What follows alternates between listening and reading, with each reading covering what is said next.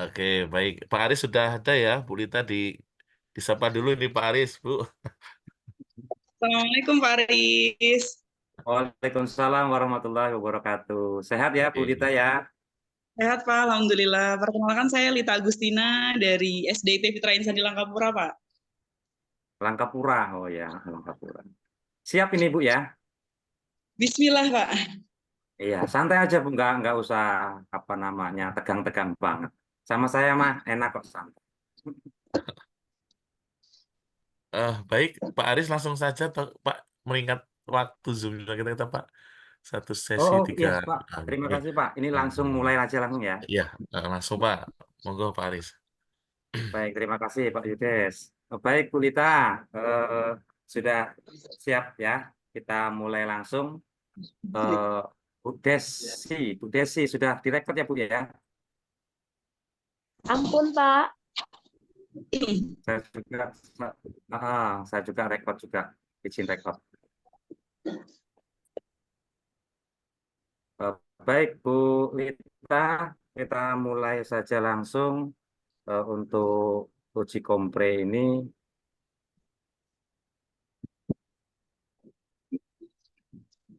Bu Lita mengajar di fase berapa? Saya di fase B Pak, di kelas 4. Fase B ya. Oke. Dari proses pembelajaran, tentunya seorang guru sebelum mengajar itu apa yang perlu disiapkan? Yang pertama ada beberapa hal ya Pak ya, sebagai guru yang memang perlu dipersiapkan. Yang pertama utamanya adalah salah satunya adalah ruhiyah guru. Yang kedua ada perangkat atau alat perangnya sebagai guru itu juga perlu disiapkan. Yang berikutnya adalah kondisi siswa atau kesiapan siswa juga perlu disiapkan, atau mungkin hal-hal lain yang memang berkaitan dengan proses pembelajaran itu sendiri. Baik, terima kasih Bu. Terkait perangkat pembelajaran dalam kurikulum Merdeka ini, menurut Ibu, sepengetahuan Ibu dalam modul ajar kurikulum Merdeka ini, apa saja tahapan-tahapan agar kita bisa membuat modul ajar? Sampai ke tahapan modul ajar ya Pak ya? Baik. Jadi Ya. untuk proses pembuatan modul ajar tentunya ada beberapa hal, tahapan-tahapan sebelumnya yang harus dilewati. Yang pertama adalah kita harus menganalisis. Jadi karena menganalisis CP. Jadi CP ini sudah ada acuan baku dari pemerintah sehingga tugas kita adalah menganalisis, bukan membuat. Nah, berikutnya setelah kita memahami, melakukan telah dan analisis CP yang kita turunkan dalam ATP. ATP ini alur tujuan pembelajaran atau di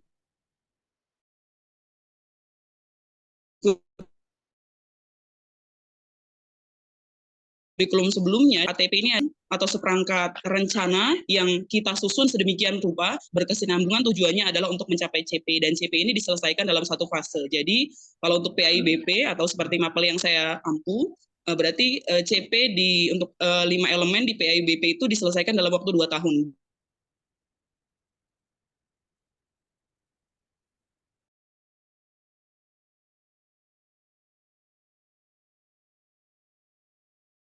Beberapa hal yang perlu diperhatikan, salah satunya adalah kita tentu harus memilih konten atau muatan-muatan yang memang sesuai dengan acuan dari kurikulum Merdeka saat ini. Yang pertama adalah harus esensi, dan yang kedua adalah harus rinci atau lebih mendalam, seperti itu. Terima kasih Pak. Oke, baik, terima kasih Bu. Kemudian selain kita menganalisa CP, dalam CP pun ada beberapa komponen. Kira-kira komponen apa saja yang perlu kita perhatikan? Komponen atau elemen ya Pak? Komponen ya Pak ya? Ya.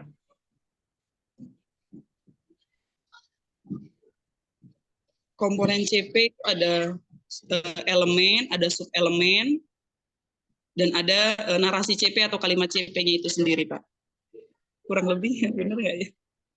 Baik, kalau dalam elemen, dalam materi esensial, pendidikan agama Islam dan budi pekerti, itu ada beberapa elemen Bu untuk mata pelajaran PAI. Yang pertama ada Quran hadis, ada akidah, ada akhlak, ada fikih, yang terakhir ada SPI. Atau kalau kami dulu menyebutnya SKI ya, kalau sekarang itu SPI, sejarah peradaban Islam. 5 ya berarti ya. Baik, Ibu. Tadi dalam penyusunan modul ajar juga terdapat yang namanya tujuan pembelajaran. Nah, ketika kita merangkai tujuan pembelajaran, ini prinsip apa saja yang perlu kita perhatikan? Jadi ada sedikit perubahan dari kurikulum K13 ke kurikulum Merdeka ini ya Pak ya. Kalau kurikulum Merdeka dulu, rumus untuk membuat tujuan pembelajaran itu ABCD, Audient, Behaviors, Conditional, dan Degree. Kalau di kurikulum Merdeka ini, TP itu hanya 2, yaitu KK, kompetensi dan konten. Nah, untuk kompetensi ini sesuai dengan teori-teori yang saat ini menjadi acuan. Berikutnya untuk kontennya seperti yang sudah disebutkan di awal tadi, bahwa untuk pemilihan konten adalah konten yang esensi dan mendalam. Itu untuk perumusan TP yang memang perlu diperhatikan. Oke, baik, terima kasih, Ibu. Untuk kurikulum Merdeka ini kita dalam proses pembelajaran dari tingkatan yang terendah sampai ke tingkat SMA ini fasenya ada berapa, Bu?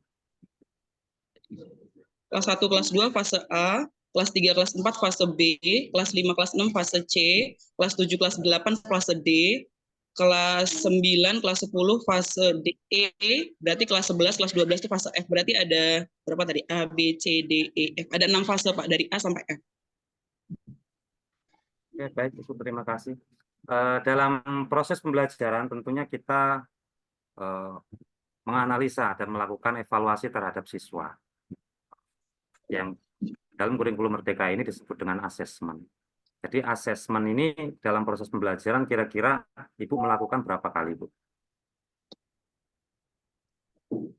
Asesmen itu kalau idealnya dalam tahap pembelajaran yang normal ya Pak ya, yang full itu berarti 3. Ada Ya. asesmen diagnostik atau asesmen awal. Ini biasanya untuk awal-awal lingkup materi. Biasanya kita mengetahui untuk mengkelompokkan anak-anak itu dalam level mana. Level intervensi khusus, level dasar, level cakap, mahir atau sangat mahir. Itu berarti di awal. Berikutnya ada kita menyebutnya formatif atau kita menyebutnya juga ada off learning atau as learning-nya. Nah, yang terakhir berarti asesmen di akhir atau kita menyebutnya sering seperti sumatif seperti itu. Itu kalau yang standar umumnya. Tapi kalaupun ternyata ada beberapa hal seperti contohnya di tengah materi ada presentasi, ada diskusi, berarti bisa lebih dari itu. Jadi asesmen itu tidak bisa dibakukan satu pelajaran itu satu kali, enggak. Berarti menyesuaikan tahapan-tahapan pembelajarannya apa dulu, baru kita bisa tentukan asesmen apa dan di mana-mana kita melakukan asesmen. Oke, baik. Tadi ada namanya asesmen awal. Kira-kira kalau asesmen awal itu digunakan untuk apa sih, Bu? Untuk persiapan pengorganisasian pembelajaran, Pak. Jadi kita sudah, guru-guru PAI sudah sepakat bersama bahwa PAI ini sama seperti matematika ya Pak ya, bahwa ini materi prasyarat. Kalau matematika kan kita menyebutnya kalau anak-anak belum bisa pengurangan berarti dia nggak bisa lanjut ke materi pembagian, karena pembagian adalah pengurangan sampai habis. Termasuk juga PAIBP. Apalagi untuk jenjang-jenjang di fase B dan fase B ke atas, yang mungkin saat ini anak-anak sudah mulai balik. Contohnya kalau anak itu belum selesai materi tohara, berarti dia nggak bisa lanjut ke materi sholat. Nah berarti ini penting banget asesmen di awal. Salah satunya adalah untuk mengelompokkan. Dan ini bukan di awal semester Pak ya, tapi ini kalau di sekolah kami sudah diterapkannya adalah setiap mulai lingkup materi. Jadi contohnya di kelas 4 itu ada materi pertama Quran Surat Al-Falaq. Berarti asesmen awal lagi, kita mengelompokkan. Kita spesifikasikan anak-anak yang memang sudah bacaannya sudah oke, asbabun nuzulnya sudah paham, artinya sudah hafal segala macam. Oh, berarti dia masuk mahir. Ada lagi anak di bawahnya berarti dasar. Berarti itu kita gunakan untuk perencanaan pembelajaran seperti apa yang akan kita sajikan. Jadi itu penting banget untuk di awal. Jadi kita nggak kayak kita nggak tahu medan kita seperti apa, kita sudah perang bawa alat, padahal kita nggak tahu yang kita hadapi itu anak-anak seperti apa, apakah semuanya sudah pinter, apakah pada level dasar, atau pada ada beberapa anak yang butuh intervensi khusus gitu. Jadi kita harus punya punya alat ukur dulu, dan salah satunya dilakukan dari asesmen awal itu. Oke, Bu. Baik, dari asesmen tentunya kita menyusun rangkaian-rangkaian soal, Bu. Dalam kurikulum Merdeka juga kita dikenal yang namanya soal HOTS.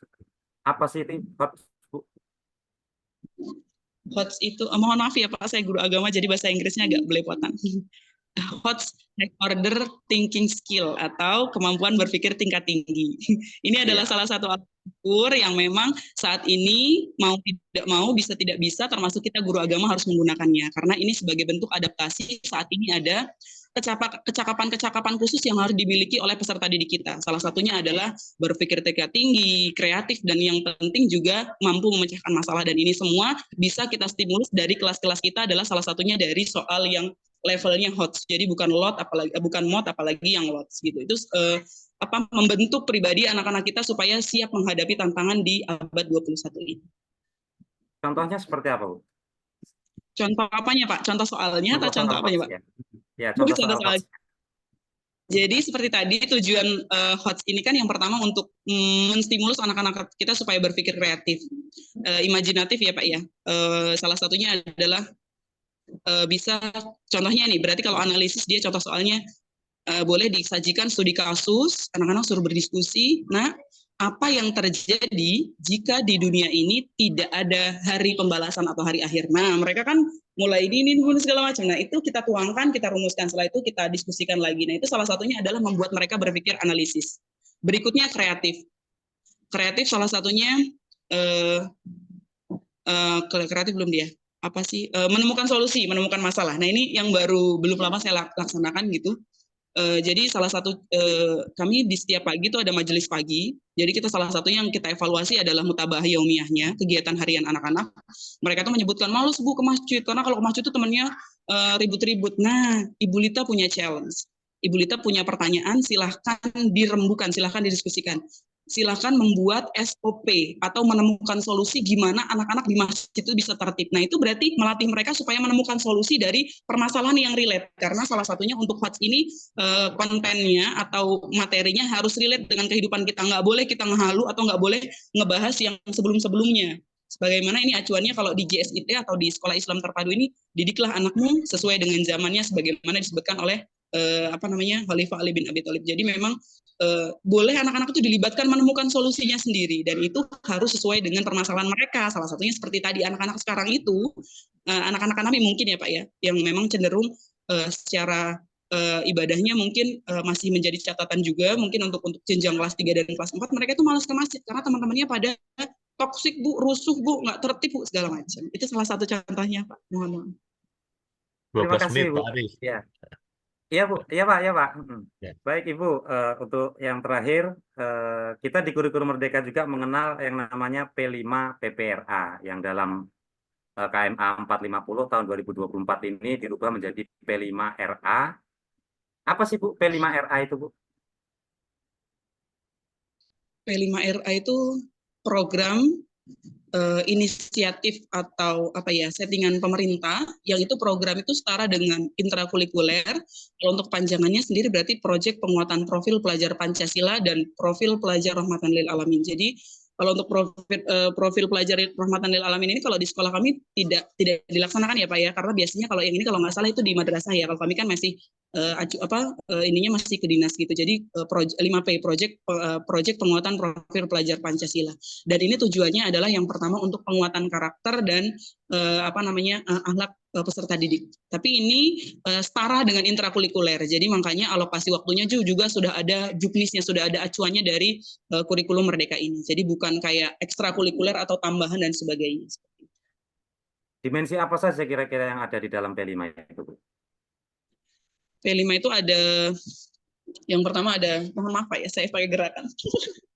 Beriman dan bertakwa kepada Tuhan Yang Maha Esa serta berakhlak mulia. Yang kedua, berkebinekaan global. Yang ketiga, gotong royong. Yang keempat, kreatif. Yang kelima, bernalar kritis.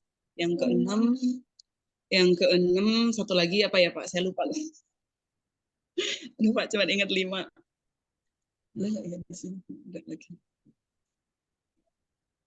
Gerakan Ibu itu termasuk yang ke-6. Apa Pak? Gerakan Ibu itu yang termasuk yang ke-6. Aktif ya Pak ya? Bukan. Mohon maaf Pak. Baik Ibu, ya terima kasih Ibu. Untuk yang terakhir, ini Ibu bisa baca Al-Quran ya? Bisa Pak. Ya, silakan Ibu ambil salah satu surat pendek selain surat Al-Ikhlas, selain surat Al-Ikhlas dan Muawwadzatain. Silakan Ibu baca. Baca ya Pak, bukan hafalan ya, baca kan ya? Ya, dibaca boleh. Kalau hafal ya alhamdulillah. Sama. Nah, Pak baca.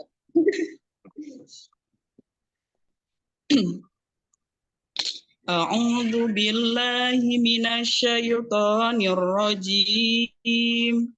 Bismillahirrahmanirrahim. Wailul likulli humazatil lumazah alladzi jama'a malan wa 'addadah yahsabu anna malahu akhladah kalla la yumbadanna fil hutamah wa ma adraka mal hutamah narullahil muqadah allati tattali'u 'alal afidah innaha 'alaihim mu'sadah fi 'amadin mumaddadah sadaqallahul azim. Insyaallah. Terakhir Bu, siapkan pulpen, Ibu silahkan tulis ayat Al-Alaq pertama. Ayat pertama satu ayat aja. Al-Alaq. Iya.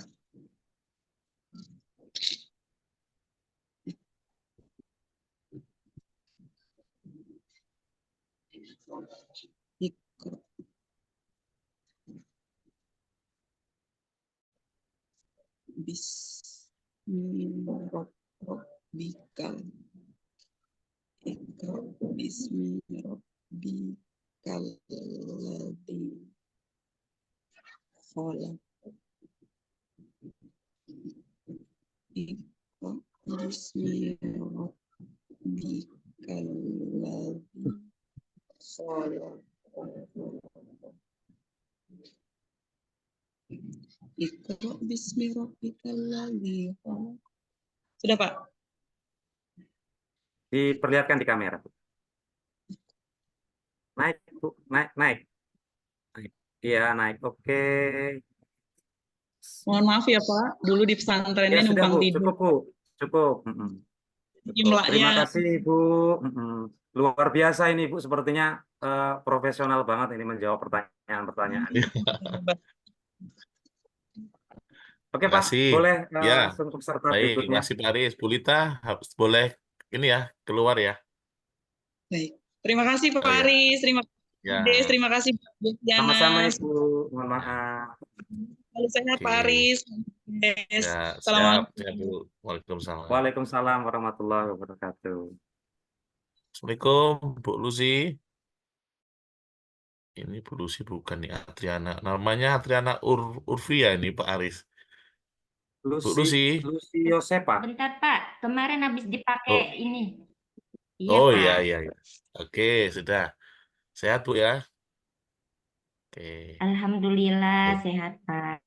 Baik, Pak Aris sudah bersedia, sudah siap ini Bu Lucy nih. Assalamualaikum Ibu Lucy.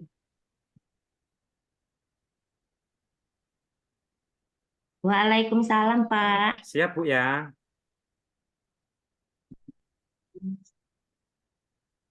Sinyalnya aman Ibu. Insya Allah siap Pak. Sinyal Ibu aman ya. Ya aman Pak. Oke. Baik Ibu, kita mulai saja.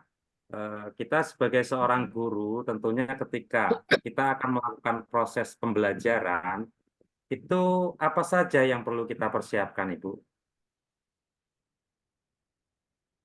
Kita mempersiapkan RPP, kemudian bahan ajar, kemudian